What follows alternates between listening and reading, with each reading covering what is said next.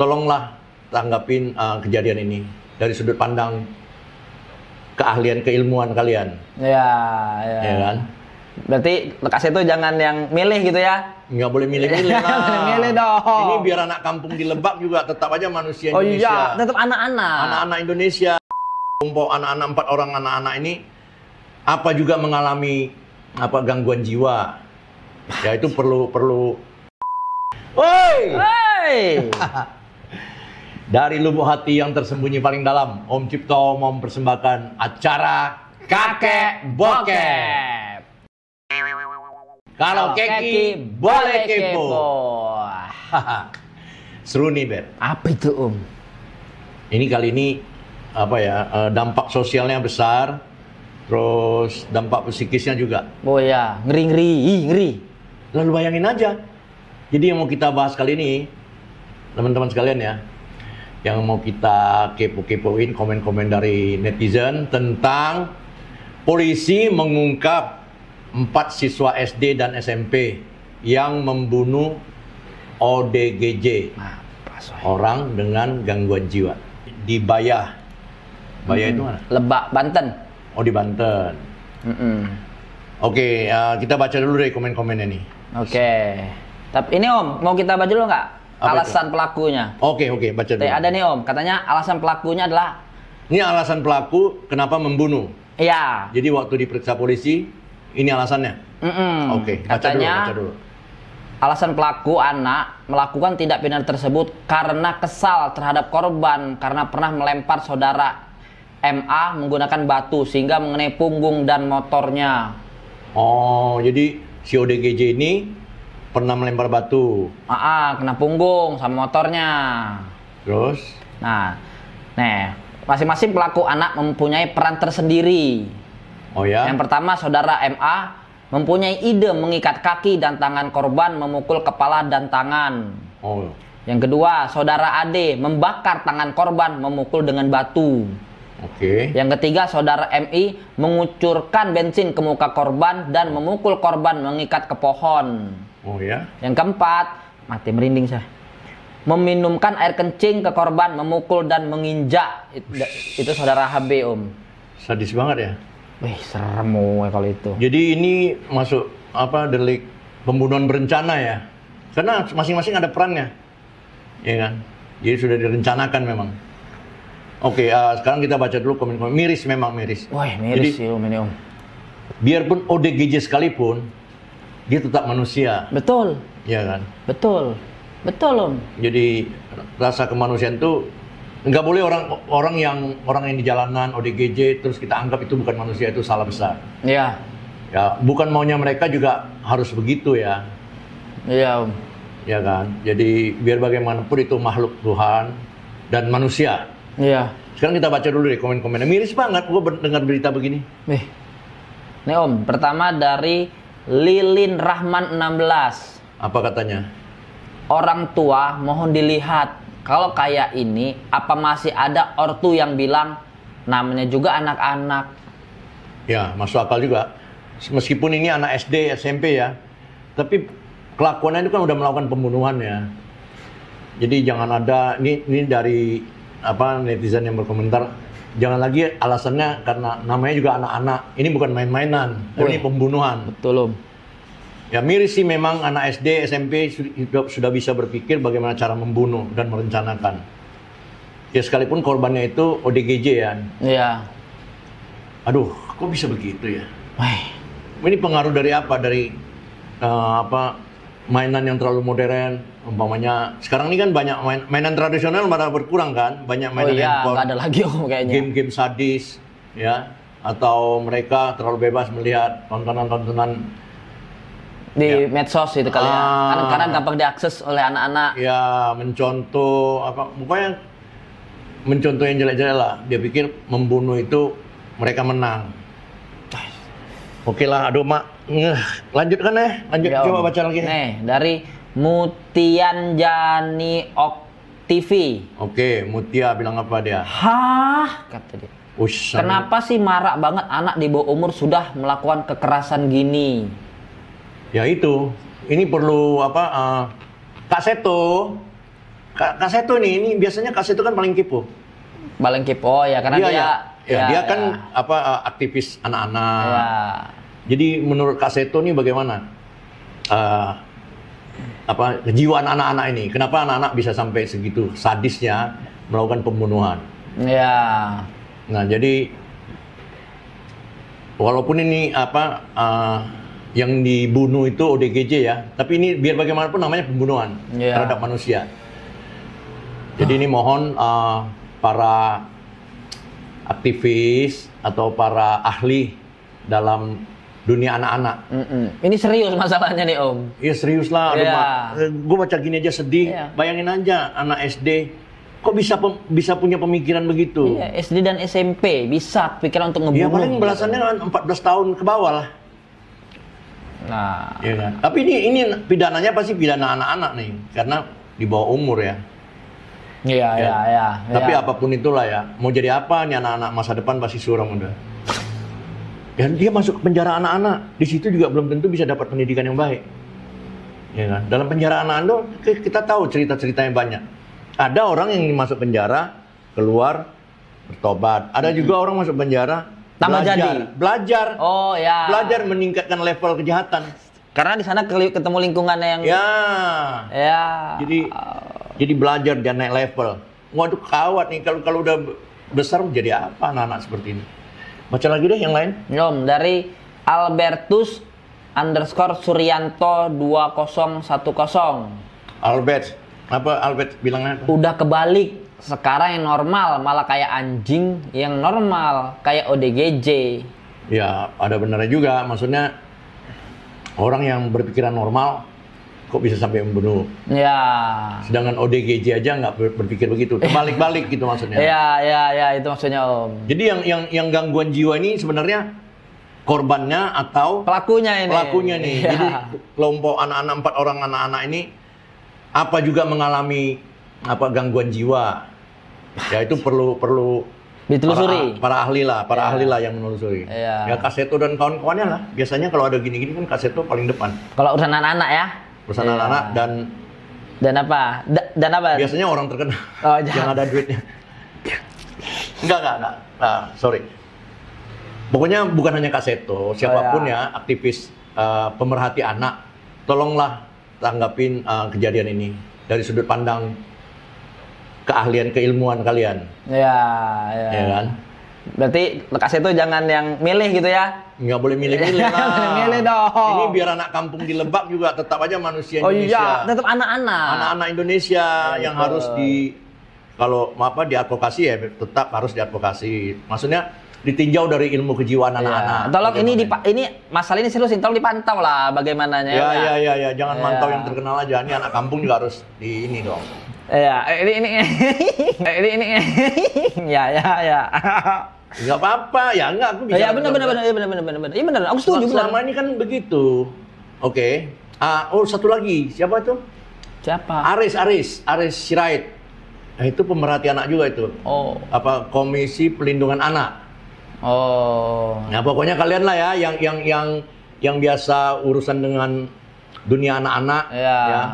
Tolong kalian perhatiin ini apa solusinya supaya kedepannya tidak ada lagi atau berkurang lah ya kejahatan anak-anak. Ini udah keterlaluan.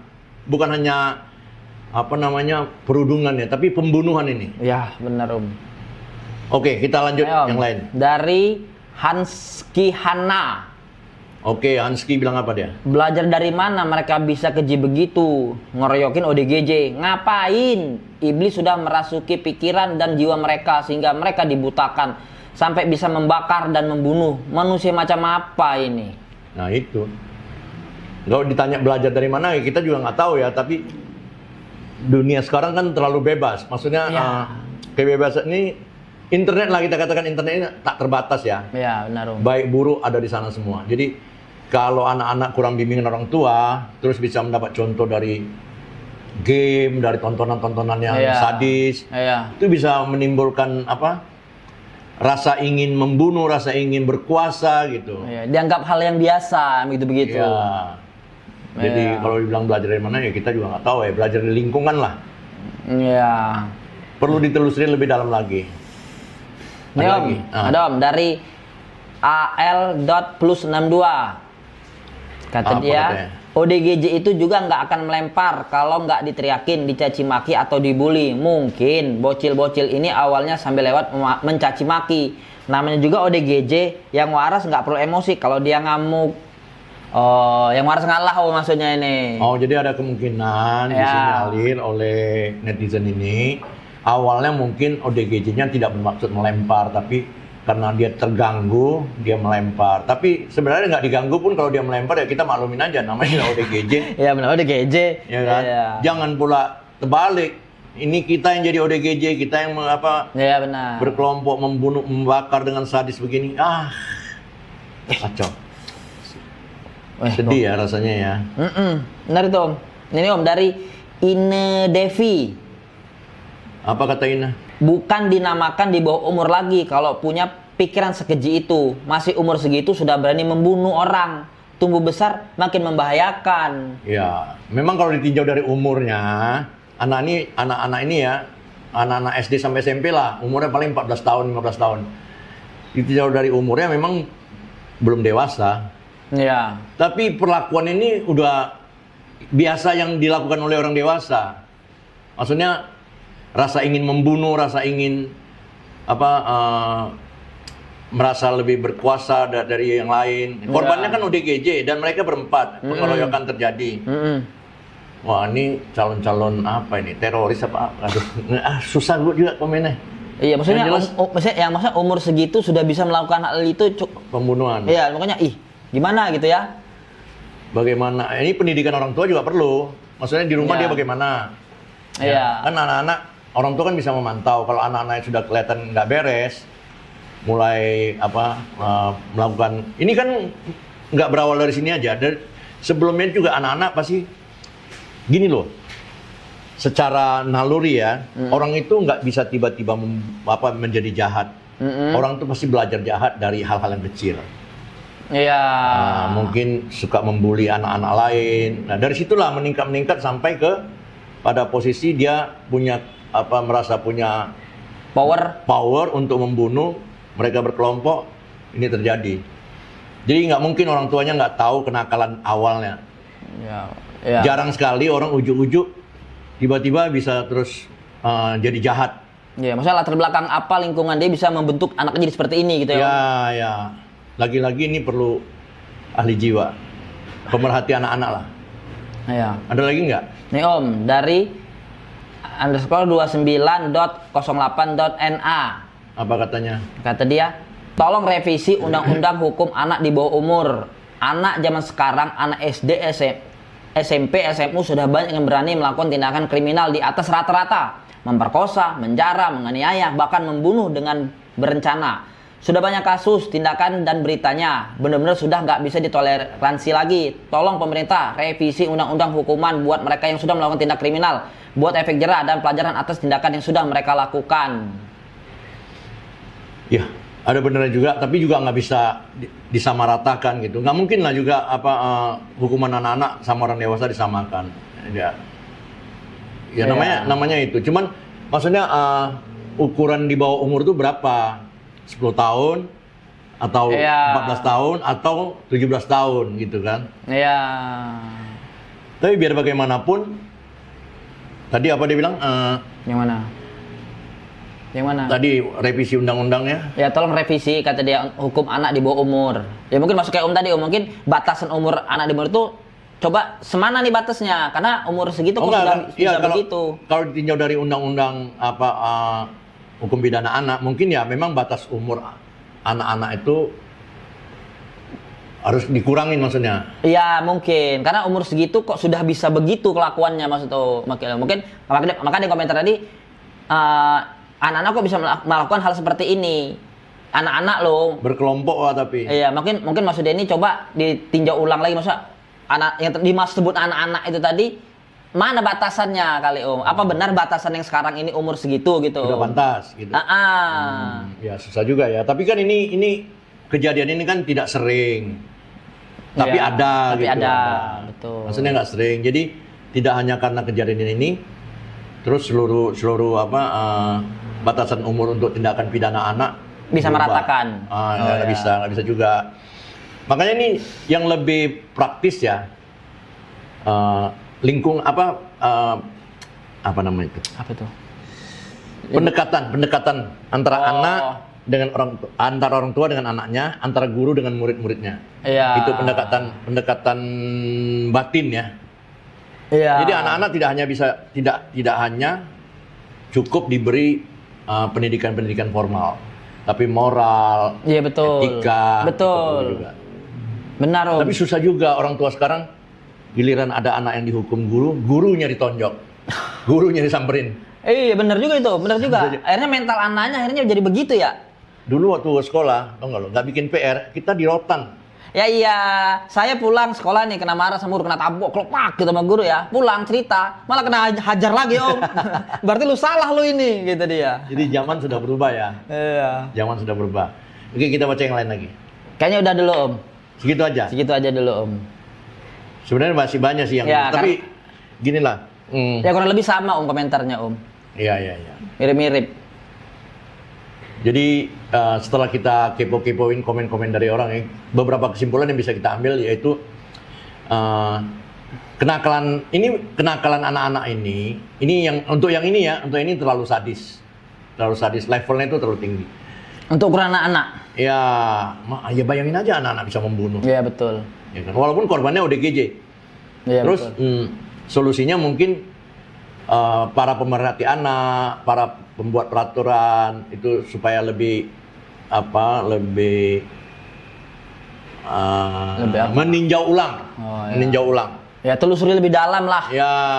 Jadi kalau dari kita kan hal yang paling baik itu adalah pendekatan orang dewasa kepada anak-anak. Ya, orang terdekat dia lah ya. Orang tua terus lingkungannya kita kan bisa melihat kalau lingkungannya mantau lah anak itu ngapain nggak baik, gitu loh ya. Teman-temannya nggak baik. Ya aku yakin ya empat-empatnya ini nggak semuanya jahat. Pasti ada yang satu cuma ikut-ikutan itu. Ya mungkin namanya berteman Om ya. Ya, tapi karena rasa solidaritas apa. Ya.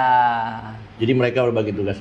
Oke lah, sampai di sini dulu. Kita juga nggak bisa terlalu banyak kasih masukan karena kita bukan ahli anak-anak. Kita hanya mewakili dari suara rakyat aja. Suara netizen. Iya betul. Oke, sampai sini dulu kepo-kepo kita tentang komen-komen para netizen berkaitan dengan 4 orang siswa SD SMP membunuh ODGJ. Ya. Jangan lupa subscribe supaya pengetahuan kita bertambah dan hidup kita lebih berwarna, tidak hitam putih melulu. Bosan denger ya. Ya, sampai di sini dulu. Jumpa lagi dalam acara Kakek Bokep. Bye bye.